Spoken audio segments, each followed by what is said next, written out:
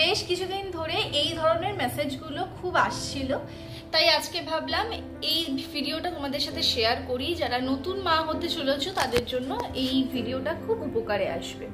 Hello everyone, welcome back to my channel. কেমন আছো তোমরা সবাই? আশা করছি সবাই খুব ভালো আছো। একটা ভিডিও তোমাদের সাথে শেয়ার করেছিলাম, সেটা হচ্ছে বেবির হেড শেপের ওপরে একটা ভিডিও বানিয়েছিলাম, যে বাচ্চার মাথা কি করে গোল করা যাবে তার উপরে। তো সেই ভিডিওটার ওপরে বেশ কিছু কমেন্ট আসছে। নিউবর্ন বেবি, তাদেরকে কি করতে হয়, একটা সুতির কাপড়কে বেরি মতন করে বানিয়ে তাতে শোয়াতে হয়। আমি আজকে ভিডিওটাতে সেটাও দেখিয়ে দেব। বাচ্চার যখন একটু বড় হয়ে যাবে তখন সর্ষের বালিশে করে কিন্তু বাচ্চাকে শোয়াতে হয়। একটা জিনিস বলি, একদম নিউবর্ন বেবির জন্য এটা করতে যেও না।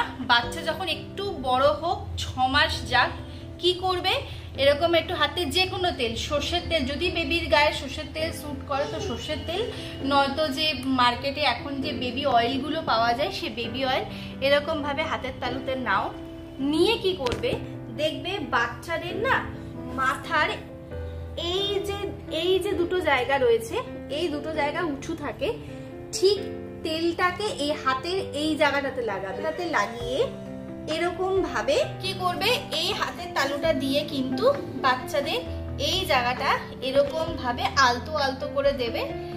আবার অনেক বাচ্চার ক্ষেত্রে কিন্তু সেটা থাকে না, এবার এটা মায়েরা বাড়িতে বুঝে এরকম করে আলতো আলতো হাতে একদম এরকম করে নিয়ে এইভাবে করবে।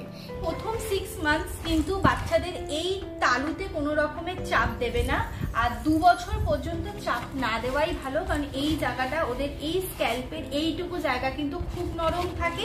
তাই 6 মাসের আগে তো একদম দরকার নেই, 6 মাসের পরেও না, জাস্ট এই জায়গা থেকে এই রকম ভাবে তোমরা ঘুরাবে।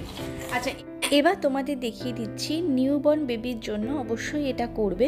সেটা হচ্ছে নিউবর্ন বেবিকে সবসময় একটা সুতির কাপড় বা ওড়না, সুতির ওড়না দিয়ে এরকম একটু বেরি মতন বানিয়ে তার মাঝখানে মাথাটা দিয়ে শোয়াতে হয়। আর বাচ্চা সবসময় যে কোনো একটা দিকে পাশ করে শোয়, তাই বাড়িতে বাচ্চার কাছে যে থাকবে, মা হোক বা বড়রা যারা থাকবেন, তাদেরকে সবসময় উচিত বাচ্চাকে একটু ঘুরিয়ে ফিরিয়ে শোয়ানো।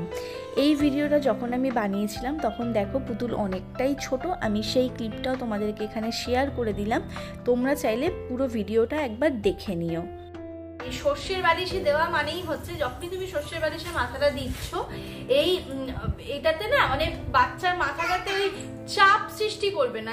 তো চলো আজকে ভিডিওটা এখানেই রাখছি।